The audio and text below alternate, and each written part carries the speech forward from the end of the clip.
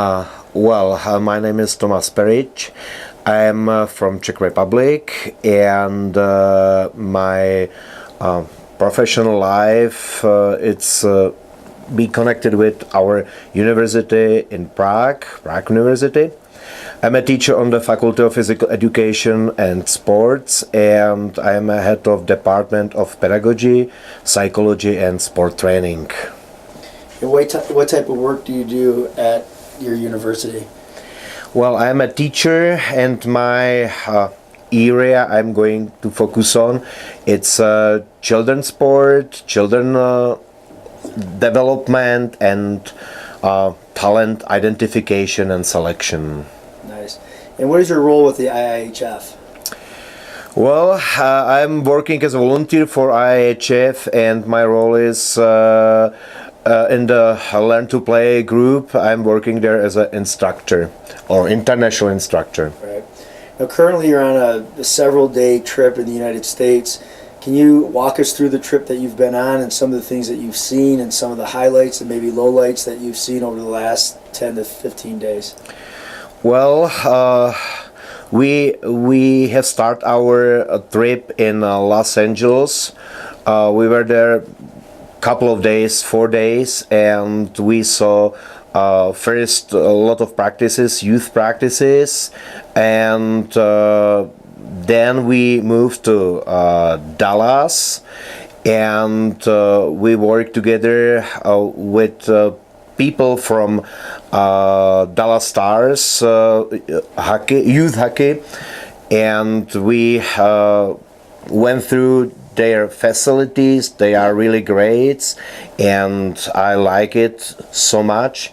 Then we ran with them a couple of practices, under 8 and under 10. It was really very interesting. Then after this we moved to Houston.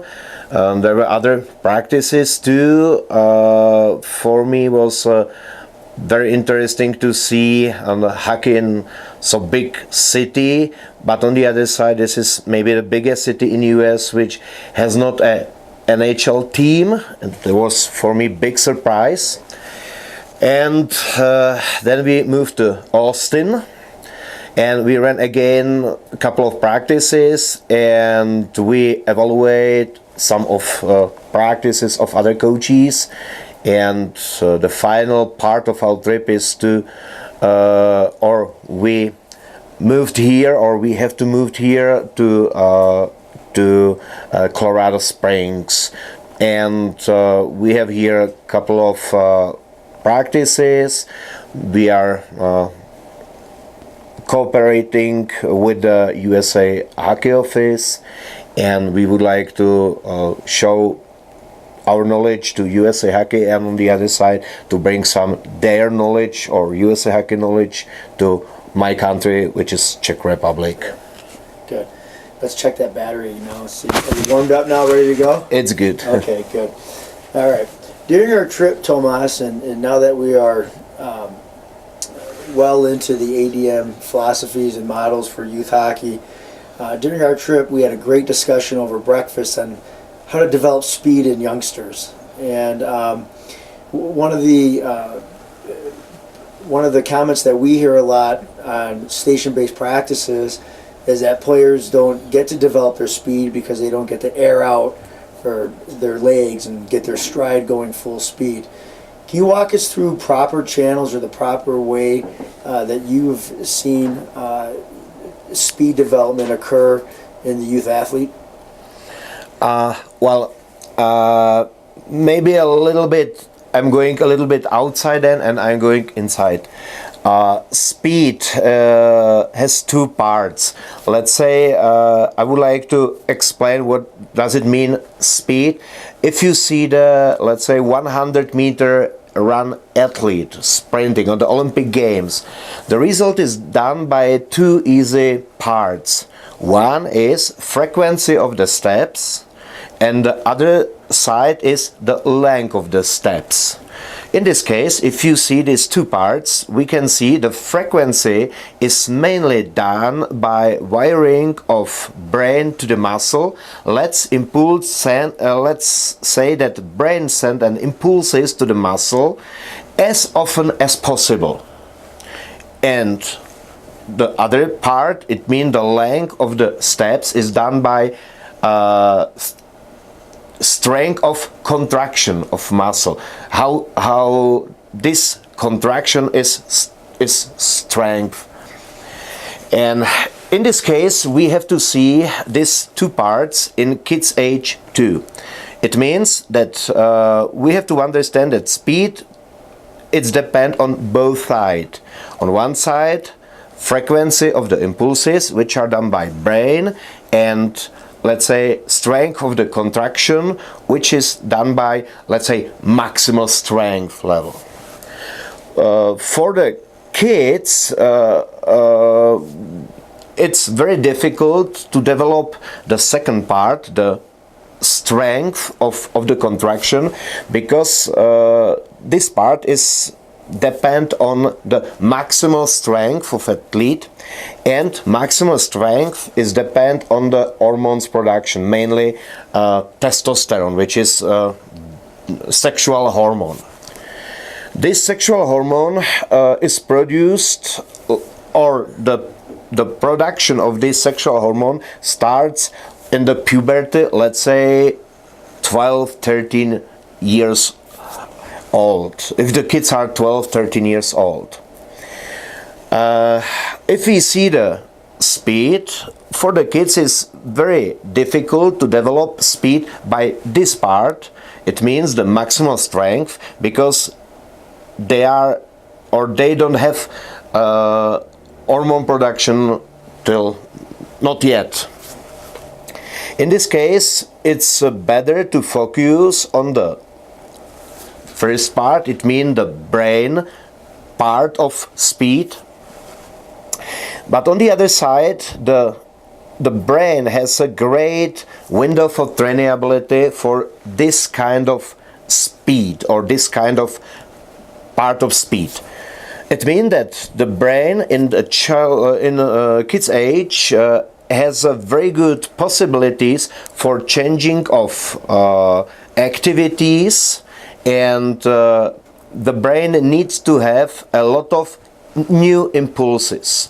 In this case, to develop the frequency of wiring of muscle is the best age for speed development, let's say in the windows of trainability between 8 and 10, and this window start in age of, let's say, 7, 6, and finish in age of 11, 12. Of course, it's not like today it's finishing, it's decreasing slowly, but we can say the window, the main window is between 8 and 10, and the end of this window, it's, let's say, 12, 13, like this. Okay. So develop speed at a young level before puberty. Really what coaches should focus on is developing the brain synapses, the brain firing. Can Yes. you walk us through maybe how a Pee-wee or mite or squirt coach would facilitate that in a practice? I think that it's a little bit different if you are on ice and off ice. I start with the off ice practice, and the best way how to develop is to make full body exercises. Because the most common drills for speed development is to run, let's say, 50 yards, or a shuttle run, or very short distance. But by this kind of exercises, you involve only your legs, your lower part of your body. But in the hockey, you should use all parts of your body. You should have quick hands, you should have very fast feet, you should move your body in the body checking, or in some in the movements like this. And for me, it's the best to combine all different parts of body together. Let's say to run like a dog, or let's say to skip, work with the hands, throw, catch balls, and so on. And try to combine in a, let's say, speed development. For example, to run 20 yards as a dog, you can use your legs, your arms, your body, and so on. Or make some, let's say, jumps with a spin and the movements like this. On ice, it's very important, if it's possible, to make not so long running distance, like 30 meters or is it 40 yards, because this is not so important for the kids. It's mainly muscle development, but for the kids it's better to use very quick and intensive impulses, like 2-3 yards, then stop, then make a spin, left side, right side, and so on. Nice. And can you give us a little demonstration, maybe what that would look like on the ice, as kids are maybe skating or in a station-based practice, some types of things you can do to increase the possibilities of speed for practice? Okay, let's imagine that we have a very easy race. We have 2 players, and the players are kneeling, let's say, 3 meters to the board. Between them and board is an hurdle, and they start from the kneelings, jump over the hurdle, let's say body checking the board, jump over the hurdle back, and run small slalom, and then could be the puck fight and score. Right. So what you're getting there is quick brain firing, and then Yes. that is trained and ingrained, and then once those boys enter puberty, the muscles develop, then the whole package is there to reach Yes. full speed. In this case, before puberty, you are not able to develop muscle. Not to develop, but in the let's say adult way, to have a big volume of muscle. The muscles are working a little bit different way. In this case, there is the best, let's say, window for develop your brains, and the brain is perfect ready for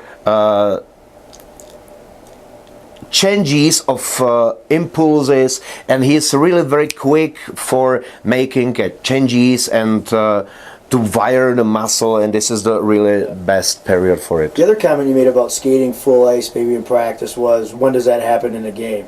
Yes. You want to talk about that a little bit? There is a very common that we are running the full ice skating as a speed development, but the question is how many times the not small boy but adult player will run the full sheet with full speed. And I think in the game it's, let's say, maybe twice or thrice, no more. But it's very common that the player have a small area speed game, like in the corner, 2 steps step, 2 steps stop, 2 steps changing the direction, battle for the puck in the board, and so. And this is the way how we would like to develop speed in kids' age. Right. Tomas, another thing you said on the trip when I got to spend time with you that I absolutely enjoyed, and I want you to share it with us now, is your take on the sport of ice hockey. That's a combination of 3 different sports. And can you paint that picture for our coaches out there? Because I thought it was pretty cool. Well, it's my idea or my way how to explain how difficult ice hockey is.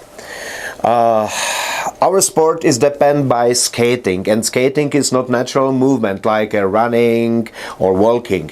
It's a artificial movement, like, for example, bicycle riding or swimming. And we have to learn for a very long time how to skate. The second, for the let's say puck operation, we are using stick. There are a lot of kind of sport. They are used, let's say, normal parts of body, like feet in soccer, hands in basketball, volleyball, handball, and so on. But we are using stick. For example, like tennis player use the racket to play the ball in the game. And number 3, we are full body contact game. It's a little bit similar like wrestling or boxing. I think the wrestling is the best explanation. And now we should combine all those 3 kind of movements together. And I see the ice hockey like if you play tennis but you ride a bike, and you play tennis on the bike and your opponent try to hit you as hard as possible. Right. Well, that's great. That's great. Okay, one more thing, Tomas. And it was what we talked about yesterday. A lot of parents in the U.S. Feel that there's a strong need to teach systems, to teach areas on the ice, to let the kids, what do we call it yesterday? The parents want to learn the strategies, to learn the space and size of the rink and feel the rink out. Space and time awareness. And also systems. Can you give us a little bit of a feel on what your take is compared to an adult athlete's time and space in angling compared to maybe a youth hockey player time and space, and really what you're trying to teach that young hockey player compared to maybe an adult player? Okay. I see this problem like really very difficult. First time, what does it mean, time and space awareness? Adult player is a big man, maybe 6 feet 5 inches, and he has very long stick, maybe the same size stick. And the range of his body is, let's say, 4 or 5 yards. If you see the, let's say, NHL size ring, they are maybe could be 3 or 4 men like this. If they stay in a row, they can cover the full sheet. But on the other side, if we see if we can see small kids, they are maybe 4 feet big, and the stick has maybe 2.5 feet. In this case, the space which they spend is much more smaller than the big man. And the question is, what kind of space awareness we would like to teach them? The adult space awareness, it means 4 men in a row, they cover all the size of the sheet. All the kids space awareness, which can be maybe 10 boys in the row can cover the sheet. And I think we should then learn the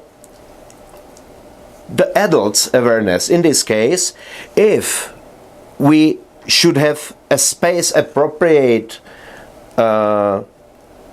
let's say area for the kids, must be area which they are covered 4 or 5 of them, not 12, 15. And for me, this space is or cross ice, this is for me the best, or half ice of the ring. And the same, a lot of parents ask us, and what about the team game and the strategy?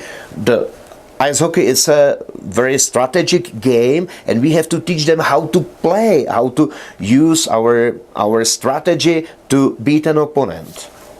And for me, it's again a little bit difficult question or difficult answer, because I think that the strategy is mainly done by coach, and we are changing coaches, let's say every year, maybe every single year. In this case, the question is, would you like to teach the kids this year coach strategy or next year coach strategy? Because next year you will have different coach, and maybe he brings in your team absolutely different strategy.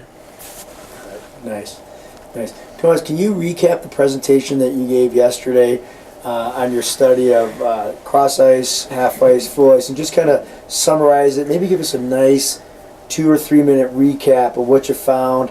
You don't totally want to throw 5-on-5 underneath full ice, but can you paint a clear picture in terms of 10U development? What's best for the kids based on that study that you performed? We made a study and we try to find the best structure of the games for the kids. The structure means that you can play or cross ice or half ice or full ice, and you can play 3 against 3, 4 against 4, or 5 against 5. The full ice is very easy. Play 5 against 5 as an adult hockey. And we have cross ice and 3 possibilities: 3 against 3, 4 against 4, 5 against 5, the same half ice, and full ice 5 against 5. And we try to make an activity tracker. What does it mean? How many times kids touch the puck, how many times they pass, how many times they receive, in different structure of the games. And in the end we tried to compare to full ice 5 against 5 if they are going to play it. And for us was interesting first, let's say, picture or first result that there is not very easy answer which structure of the game is the best. If you see, for example, the time of handle of the puck, time of puck control is the best 4 against 4 or 5 against 5 half ice. But on the other side, if you see, for example, the 1 against 1 situation, how to solve, how many 1 against 1 situation you have, there is the best structure 4 against 4 or 5 against 5 cross ice. And the same, shoot has a number of shooting has a different structure, number of passing has a different structure. And we try to make, let's say, the table in which we put or in which we try to market the best structure for each, let's say, skill or each item we observed. And every single structure of the game has an advance, let's say, as I said, passing 5 against 5 half ice. But what was very interesting, only one structure of the game was never between first 3, and there was full ice game. In this case, for me, it's not so important if you play cross ice or half ice. There are advantages, both of them, but for the under 10 kids, it's no one advantage to play full ice. You've traveled the globe and seen youth hockey around the world in all the corners. And you're making a nice visit here to the United States. Are there a couple themes or a couple of your observations that you see that pull youth hockey together, things that you might want to see continue to improve, global areas of growth or skill development for all the kids? Is there anything that ties the game together, or do you have any global observations for us here at USA Hockey? I think that USA Hockey now, in, let's say, last 10 years, have made a great job with kids development or theory of kids development hockey kids development, and I see the level of, let's say, USA kids hockey on very high level. I don't want to say it's better or worse than Sweden, Finland. It's a USA hockey, and they are going by their way, and I think it's very good way. For me, it was a small surprise if I work with the kids that many times the coach said, okay, maybe it's too difficult for the kids, let them make it easier. And I have never seen all around the world like this. I always see, okay, you you can try to do it. Maybe the first time will be not so easy, but next time will be better, and the third time will be perfect. But for me was surprise, as I said, that I met many times that we set the practice or the drill or exercise, and the coach he said, "Oh, kids, that was for kids too difficult. They were not able to do it, and we made it easier." And I think in this time that maybe this could be a question how to work with the kids. But of course it's only my opinion, and everybody could has a different opinion. That's awesome. That's awesome. I think that's something that goes along with the Finns were saying. Our structure is good, but now we can maybe ramp it up in the coaching a little bit. And I like that you want us to raise the bar. Okay, you've been in California, you've been in Dallas, you've been in Houston, you've been in Austin and Colorado. Who has the best food?